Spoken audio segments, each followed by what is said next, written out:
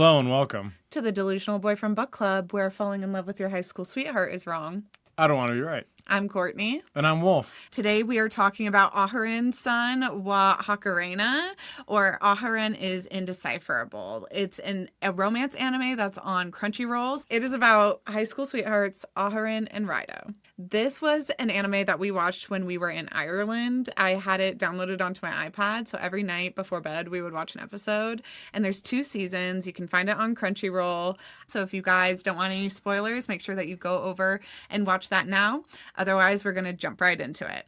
The tropes for this series are going to be high school romance, slice of life, found family, comedy. It's very wholesome, fluffy romance. So if you're into those tropes, this is definitely going to be a show you'll like.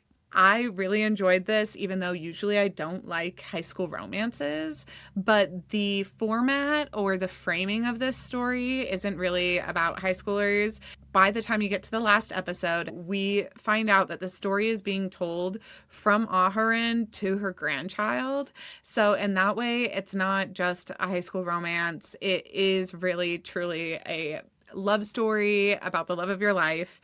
And as we were watching it, I didn't know it was going to be that deep, but as we wrapped it up and finished the last episode, I was like in tears almost. I had to film a podcast. I was like, please, I'm not going to cry. I'm not going to cry. And Wolf was sitting there laughing at me the whole time because I did not see the end coming. You just get very emotional at the end of some of these. I do the same for a lot of animes too, but usually when someone dies, not so much when someone falls in love. Yeah, it's just nice that over the years I've done that so many times, and now in your anime journey, now you're starting to kind of like get it and cry. Oh yeah, I used to make fun of you so bad when you'd be crying over like a One Piece character, and I'd be like, who gives a shit about this? And now I cry over One Piece characters.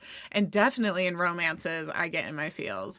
Wolfgang and I are college sweethearts. We met our freshman year of college, so I could also kind of relate to this story being like a campus romance or school setting, and I really enjoyed it. How did you feel about it? It's a really good story. I think it's really nice. It's a feel-good story. It's wholesome. Yeah. It's fluffy. Wholesome is a good word. There's no real angst in it, except for one character, Aharen, the girl character, is a little bit depressive, and she has very low confidence and self-esteem. And when we start out the story, she has this issue with talking too quietly. And so when she wants to be heard by somebody, she gets really up close to them, and that can make people uncomfortable with their personal space. So in a few ways, I related to this character because, first of all, I have no sense of personal space. I'm always up in people's shit. Like Drew Barrymore on her talk show, I will just be all up in someone's grill. So I get that feeling of being too familiar with people too fast and freaking them out. And then also I have bad depression. So it was cool to see a character who gets in their own way by thinking that other people are annoyed by them or that they're not likable or wantable. And then meanwhile, the boy character, Raido, is just like Wolfgang. Steady Eddie, super kind of corny and very much so unbothered. And when he starts to be protective and find himself fond of Aharen, that she's the only person that matters in his life. And he even has to ask himself, like, am I too much just letting my life be planned out by wanting to be around this girl? And I think that that is really similar to you. When we met, you were just like, I don't have any plans. You just tell me what we're doing and we'll do it. That's pretty much, yeah. And then by the end of the story, we get to see him all grown up and he has a mustache just like you. Is it you like that? You held on to that one? That's why I kind of almost started crying because he's on Mars or the moon with a mustache. Yeah, I thought he died. And the show sets you up. So basically, in the first season, these two become friends and they do all these activities together. And Raido really tries to help Aharen, who's very small in stature, be comfortable in the world by like lifting her up on his shoulders and helping her with things like that. She is a great cook. She's actually very talented in a lot of ways. So she cooks food for him and they eat lunch together. And then as we get into the second season, they are really kind of starting to admit their feelings for each other. And then when we get to the end of the season, we have Raido proposing to Aharen and saying, I know we're going to different colleges, but I love you. And if you still feel this way about me when we meet back up after we're graduated from college. I think we should get married. And then they do it. There's a time skip, they get married, and then there's another time skip, and we see that this whole story was being told from Anne's granddaughter's perspective as her grandma is telling her how she fell in love with her grandpa. And she says, why don't I ever see grandpa anymore? And Aharen looks up at the sky and she's like, he's still watching over us. And then I almost started crying because you see the like grandpa Raido with his mustache and everything. There's like pictures of him around.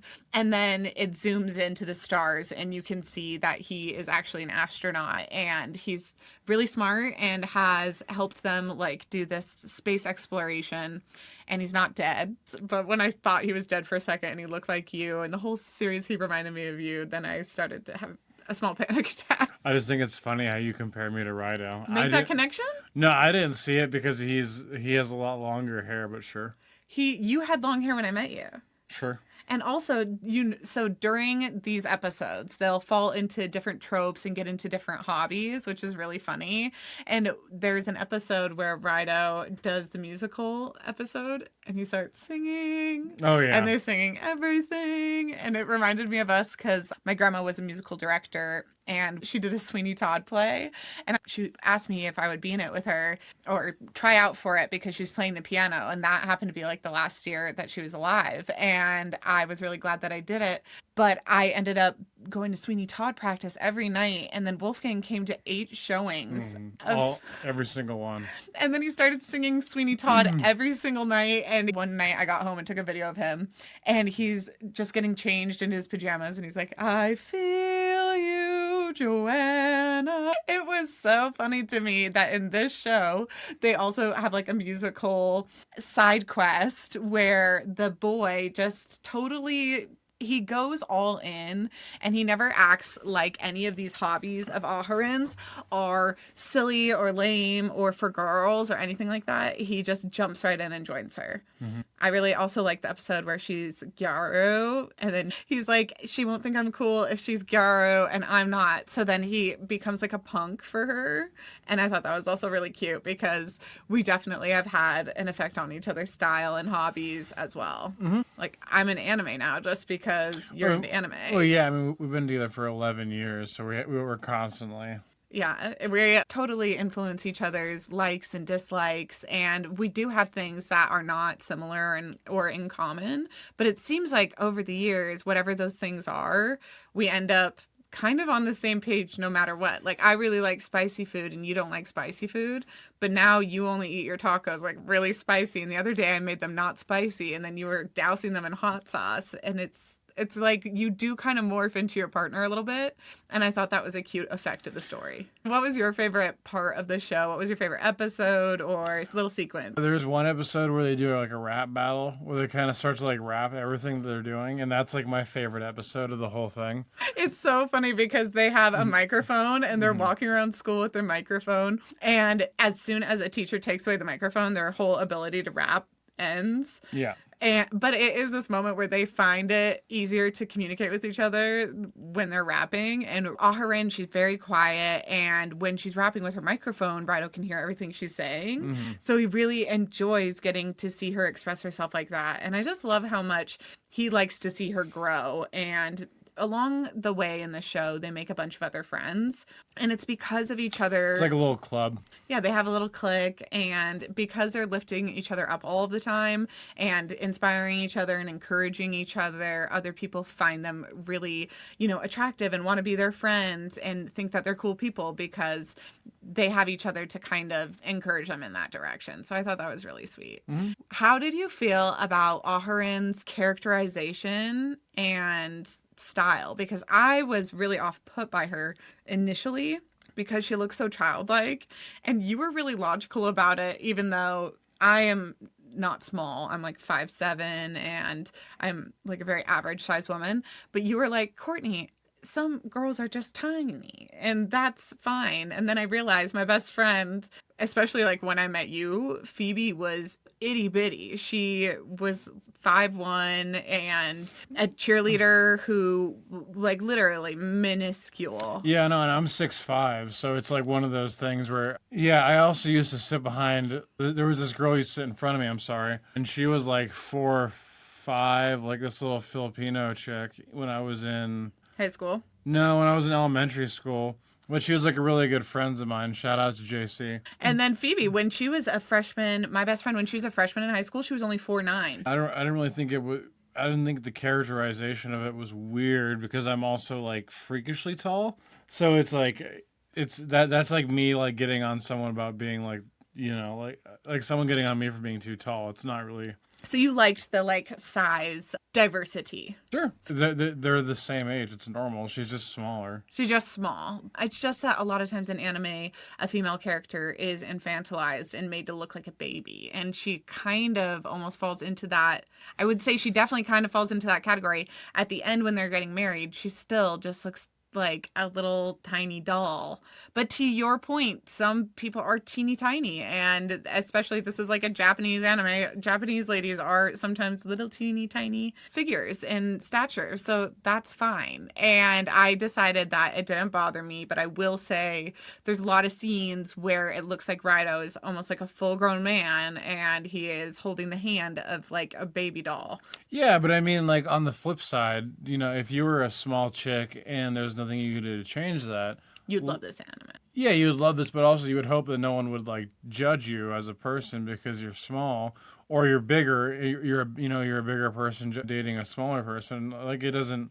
You would hope no one would judge you just based off of like what the person you are seeing, you know, is or how, you know, what their feature is like. Yeah. You're dating them because of who they are and you love them, so it's not. Good point. And the whole reason that Raido even really sits closer to Aharen is because the guy in front of her is a really big guy. He's like wide and tall. And to be honest, he looks like a full grown ass man. It's like me in high school. With his gold chain and his tummy. And he's like me in high school. Okay, he kind of looked like you in high school. Just like, yeah, it's bigger person. A bigger person. And so that was, I guess, yeah, nice variety and diversity. There's also a character, one of their very good friends, Oshiro. She is very tall, and her initial friendship with Aharen is also kind of defined by their differences in size because Aharen has like a bookshelf fall on her. And she says, don't try to move things like that by yourself. Come get somebody like me who's bigger and burlier who can help with those things. You're too cute to be doing those kind of tasks. And Aharen looks at her and she's much taller than Aharen. And Aharen says, I think you're cute too. And I thought that was like a very special moment and cute relationship. When I met my best friend Phoebe when we were 12, I looked exactly like I look now. Same like dimensions basically. A little bit less, I weighed a little bit less, but I just developed really early, and I'm 5'7". Phoebe at the time was like 4'8", 4'9" when we were in middle school. And my mom, when she saw us together, she said, oh my God, are you babysitting her? And I was like, no. And I also was in a dance. I was at the dance team here, and I'm 12. I'm fully developed. I'm like tall. We had this outfit for our dance rehearsal, and it was a dress on everybody else, and it looked like a shirt on me, and it barely covered my butt. And I just remember my mom like razzing me about it. I was on a t-ball team, and she said, you look like a Great Dane in a lawn full of garden gnomes. So I really... That's mean. Isn't that mean? But Kimberly's kind of like hilarious in a mean way, which is where I get my humor from. But I related to Oshiro because she is very developed. She's like, you know, kind of looks like a full-grown woman, and Aharen kind of looks like a baby doll, and they're besties. So I did relate to that, and I thought it was cute. But initially, it's a bit shocking to see how small Aharen is, especially because there are other animes and manhwas and mangas where they basically make a full-grown woman look like a baby, and it feels very, like, Lolita-esque, you know what I mean? Sure. The other weird thing about this show is the teacher.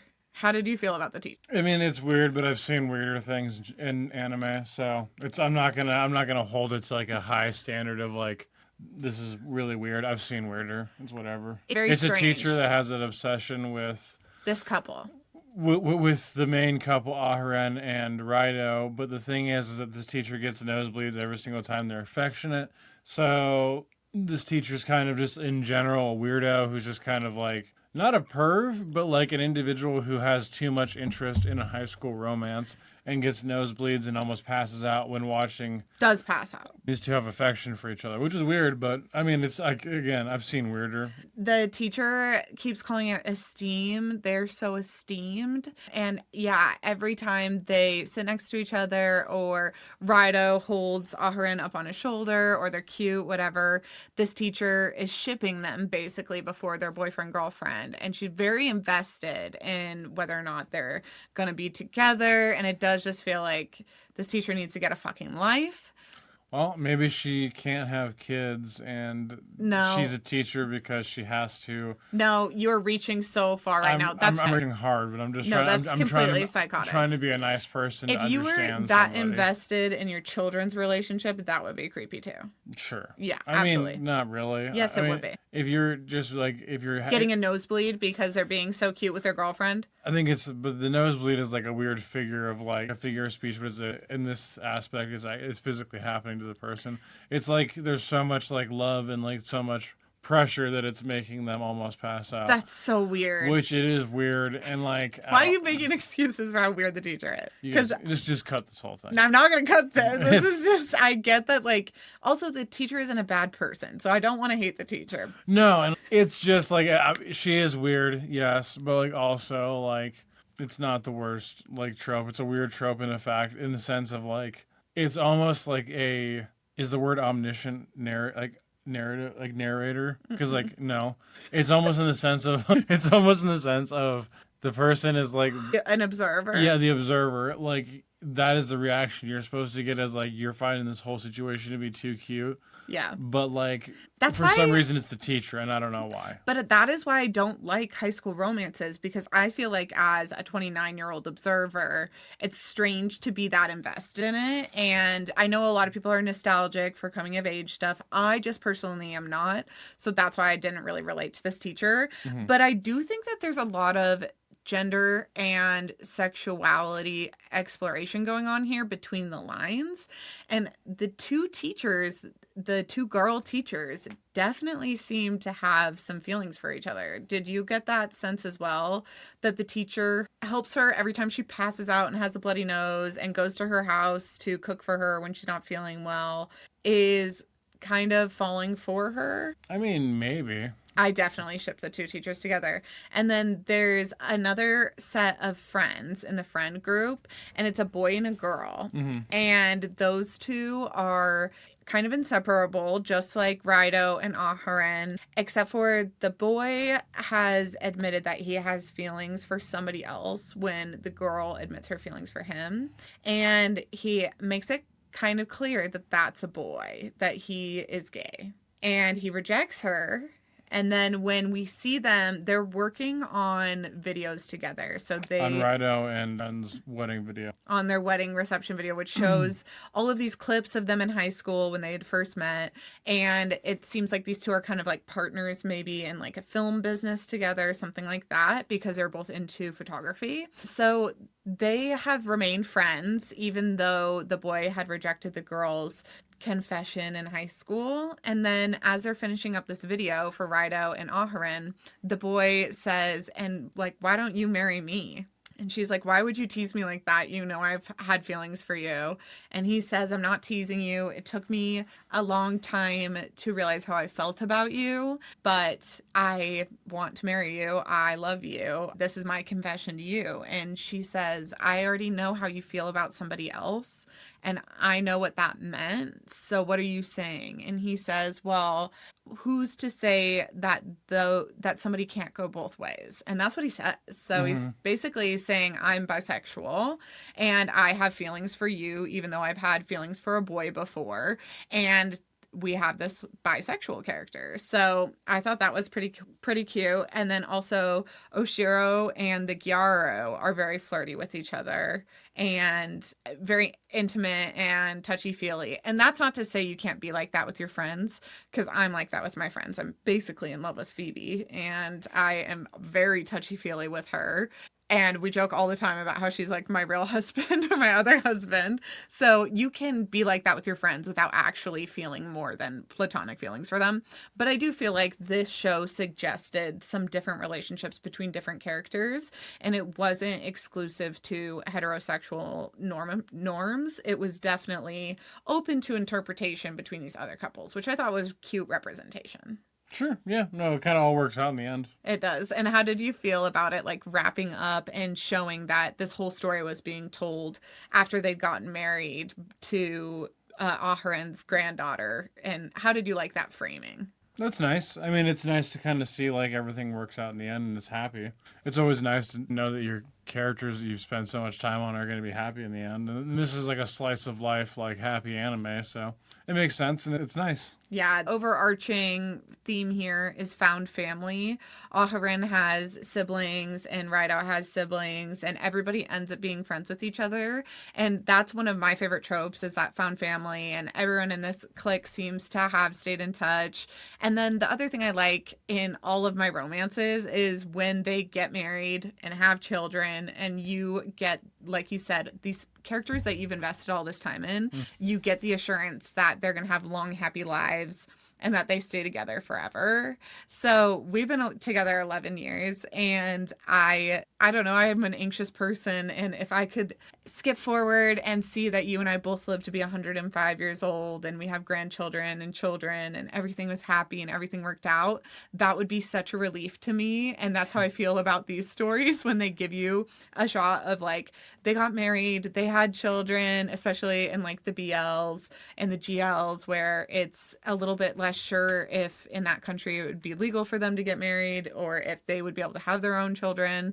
It's really nice to see like, okay, everything is going to be perfect. They're going to get their happily ever after. Mm-hmm. Do you know what that's called in romance? It's called an HEA, a happily ever after. And it's almost a requirement of the genre. So that's why a lot of people will say like a love story is doomed or something like that, because it kind of does make it different than a traditional romance. Traditional romance, everybody lives happily ever after and everything is great. So sure. Did you like that here? Did it make you happy? Yeah, no, I mean, I like a happy ever after. I mean, that's a great thing to have. I also don't think it's necessarily needed all the time, because I mean, like, it's up to the person's imagination, but I totally get why, it's like a little bonus cherry. No, absolutely. I get why an entire genre would like that, especially for this specific type where it's like it's all about love and like, and that's fine. I mean, I think that it's nice in this one because that's something that I generally don't get in mine, because mine are more action fighting shonen stuff like that, and so it's like it stops where it is. Like they win the tournament, they win the fight. Maybe there's a hug or kiss on the beach, whatever, Yu Yu Hakusho. But like something like that, like there's a hug, there's a kiss, something stupid happens, and then like the show's done. It's not like you get to see. In action, I think the requirement is probably that the rival or the foe is beaten. No, yeah, absolutely. But there's not like very rarely does the villain win in those, right? So, I mean, very rarely, yeah, unless you're rarely. going to continue the story. But also, like, I think the way that a lot of the ones that I watch kind of wrap up is the character is presumed to, like, win the fight and he retires, or you get, like, in the next season, like, the character wins the fight and you see him and he comes back and he's kind of, like, still kicking ass, or he's going to teach the person how to kick ass, and it's, like, stupid action boy stuff. So the hero comes out on top and passes the torch. And that's kind of pretty much that. You do also watch and read a lot of kind of like superhero, superpower stuff. And I do think that is probably like the happily ever after for them, is being able to pass down that legacy and be the protectors or the heroes for the next generation. Yep. And in a romance, It's very similar. It's like the happily ever after is this idea that they can pass down hope and love to the next generation and teach the next generation that everything will be okay if you just protect each other and love each other and are there for each other. That is our episode on Aharen is Indecipherable, or Aharen-san wa Hakarena. And I usually ask who your delusional boyfriend is at the end of these episodes, but these are high school characters, so I don't usually like asking that question when the characters are minors. But since we get to see them as adults and as grandparents, I would definitely say Raido is my delusional boyfriend when he's like an old astronaut grandpa. I love him. Sure. What about for you?